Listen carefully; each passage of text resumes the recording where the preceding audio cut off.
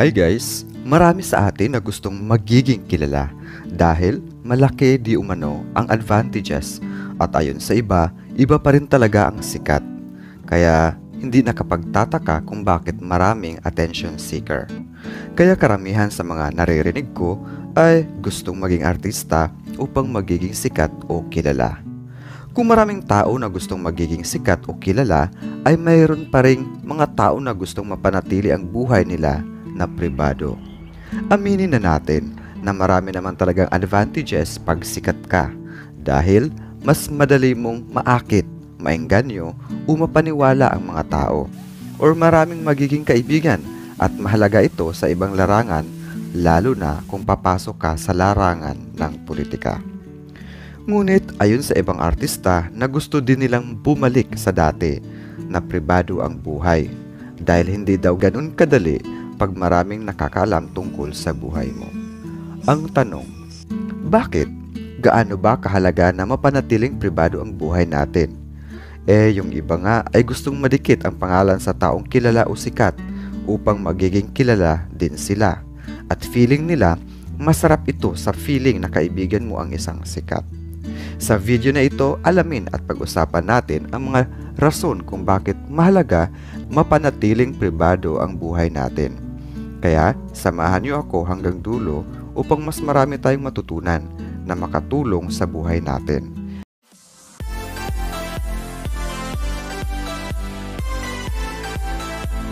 Narito ang mga rason kung bakit mahalaga na mapanatiling pribado ang buhay natin, lalo na ang mga personal information natin. Una, hindi lahat ay kaibigan.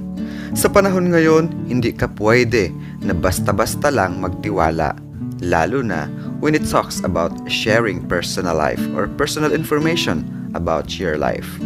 Dahil maaari itong gamitin laban sa'yo. At sa panahon ngayon ay naibibenta na ng mahal ang personal information dahil ginagamit ito ng iba sa kalukuhan at pag nagkataon, maaari mo itong ikapahamak.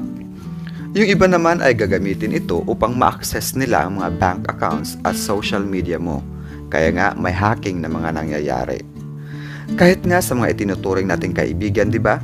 O itinuturing na kapamilya. Minsan, dahil sa sobrang tiwala natin, ay halos buong kwento na ng buhay natin ay alam na nila. Kaya ang nangyayari, minsan nagiging pulutan tayo sa tsismisan. Yung iba naman, gusto lang talaga nilang sirain ang buhay mo dahil naiinggit sila sa'yo o sa mga narating mo sa buhay. Maaaring pabagsakin kanila gamit ang mga impormasyon na na-share mo sa kanila. Kaya, mahalaga talaga na pribado ang buhay. Number 2, walang kailangan ipaliwanag. Once na na-expose mo ang iyong personal life, ay maraming tao ang maaaring mag-comment at hihingi ng kapaliwanagan kahit hindi naman dapat. Iba't ibang opinyon ang maaari mong marinig mula sa iba't ibang tao na aabot sa puntong kailangan mo na magpaliwanag. Minsan tuloy parang obligasyon mo pa na magpaliwanag kung bakit ganun ang status ng buhay mo. Kaya, mas mainam na manatiling private na lang ang iyong personal life upang walang magiging result na maaaring ika-stress mo dahil wala kang obligasyon kahit kanino na mag-explain about your situation. Number 3, peaceful mind. Minsan dahil sa exposure ng ating personal life, hindi maiwasan na maihambing ka ng mga tao doon sa iba. Kesyo, mas mabait, mas mapagbigay, mas friendly si ano kaysa sayo. At kung ano-ano pa ang mga pagkukumpara nila sayo sa iba na magdulot sayo ng matinding anxiety na maaaring mauwi sa depresyon. Tandaan, privacy removes the stress of waiting for validation from others and you are no longer care what people think of your life. Kaya, mas makabubuti na mapanatiling pribado ang personal life or personal information upang mapanatili ang pagkakaroon ng peace of mind. Alam naman natin na pagkaka-broadcast ang personal life natin ay panigurado na marami ang mag-comment at yung iba hindi lang basta comment.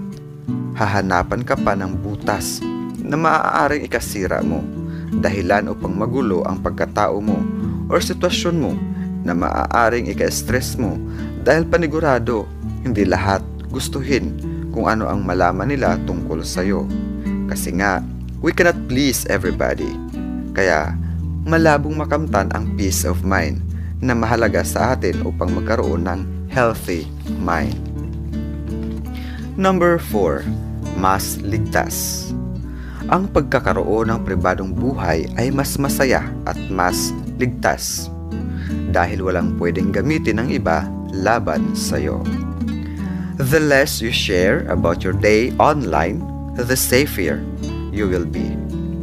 Alam mo bang the more na mag-share ka ng information mo sa araw-araw online, ay mas pinadali mong bigyang pagkakataon o pasukin o pakialaman o subaybayan ng mga stalkers, magnanakaw ng mga personal identity or personal information, and hackers na takutin ka dahil sa mga nalaman nila tungkol sa'yo sa araw-araw. Kaya dapat limitahan natin ang pag-share ng masila na information tungkol sa buhay natin pagdating sa mga social media. Panglima, better relationships. Pagdating sa pakikipagrelasyon, lalo na sa mga taong kilala, mas makakabuti talaga ang pagiging pribado sa kung ano ang status ng relasyon nyo. Alam nyo kung bakit? Once na maraming nakakaalam tungkol sa relasyon nyo, ay mas marami kayong maririnig na comment na maaaring ikasira sa relasyon nyo. Mas marami ang maghabol na sirain ang relasyon nyo, lalo na yung mga taong inggit o may galit sa'yo dahil hindi nyo napagbigyan. Tandaan, maraming tao ang bitter at ugaling crab na ayaw nilang nakikita ang isang tao na masaya. Kaya upang mapanatili ang pagkakaroon ng better relationships ay hanggat maaari, huwag nyo na ipagsigawan sa kung anong meron ang relasyon nyo. Number 6. Tahimik na buhay. Ang pagkakaroon ng limitasyon sa pag-share ng pribadong buhay or personal information ay pinakamabisang paraan upang magkaroon ng tahimik na buhay. Hindi porket pinili mong maging pribado ang buhay mo, ay pinagtutulakan mo na ang mga tao papalayo sa iyo or inilalayo mo na ang sarili sa kanila. Kundi nag-iingat ka lang, lalo na sa panahon ngayon na bihira na lang ang mapagkatiwalaan. Yung akala mo siya na ang pinakamapagkatiwalaan ay siya pa mismo ang hahatak sa iyo sa kapahamakan. Kaya dapat wais tayo, talasan ang pakiramdam sa pagpiling mabuti kung kanino dapat i-share ang mahalagang impormasyon o sekreto ng buhay o pagkatao mo. Kung maaari nga, huwag na i-share upang mas safe at wala kang alalahanin na pwedeng ibato sa'yo mula sa iba.